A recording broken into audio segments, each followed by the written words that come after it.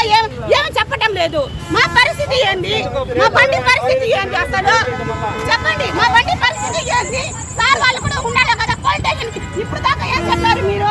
కట్టిస్తామా అన్ని చేస్తామా అని చెప్పలేదు మీరు. ఇప్పుడు ఏమంటున్నారు? పోలీస్ స్టేషన్ ఇప్పుడు మీరే కదా మీరు చెప్పారు కదా బండి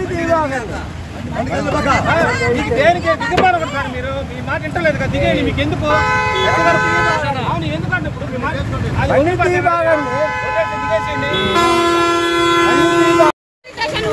అని వాళ్ళిద్దరు మాట్లాడి అక్కడ పోతున్నారు సార్ వాళ్ళు. ఇప్పుడు మా పరిస్థితి ఏంది చూడండి. అక్కడ చూడండి, అక్కడ ఫోకస్ చేయండి సార్. మీరు అక్కడ ఫోకస్ చేయండి, అక్కడ చూడండి ఎట్లా తీసుకొని పోతున్నారు. ఇప్పుడు మా పరిస్థితి ఏంది? ఇప్పుడు ఎక్కడికి వెళ్ళాలా? మేము ఎక్కడికి వెళ్ళాలా? మీరే న్యాయం చెప్పండి సార్. రావడం ట్రాఫిక్ ఏం లేదు సార్. రావడం మా బళ్ళు గుద్దేసారు సార్. బళ్ళు మేము అందరూ అడిచిపడుతున్నాం సార్. పక్కన కారు ఉంటే కారు కూడా వాళ్ళు దెబ్బలు. మీరేం చేస్తారు?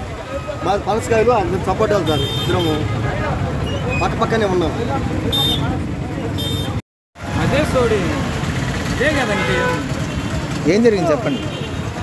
మేము ఫోన్ మాట్లాడు, ఫోన్ వచ్చింది, సైడ్ ఆపుకొని ఫోన్ మాట్లాడుతా ఉన్నాం. వెనక్కి దమా అనింది. వెనక్కి చూసే మూట్లో వచ్చేసింది బండి.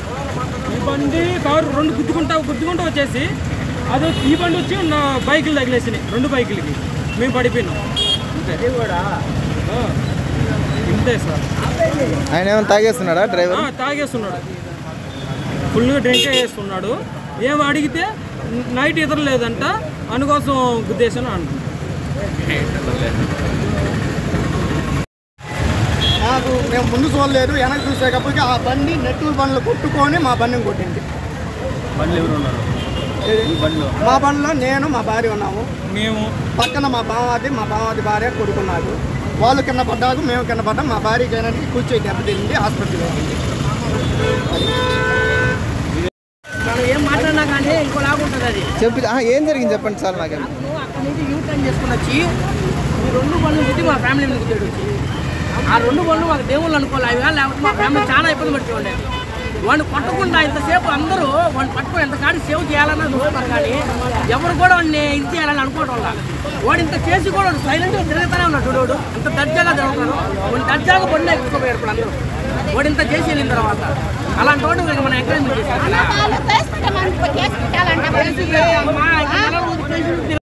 ఏం చెప్పారంటే ఈ బండి లేకపోయి ఉంటే 2 అమ్మాయిల్ని కొట్టేసేవాడు. చచ్చిపోయిన వాళ్ళు ఆ బండి లేకుండా ఉంటే అని చెప్పారు. మీరు ఏం మాట్లాడుతున్నారు?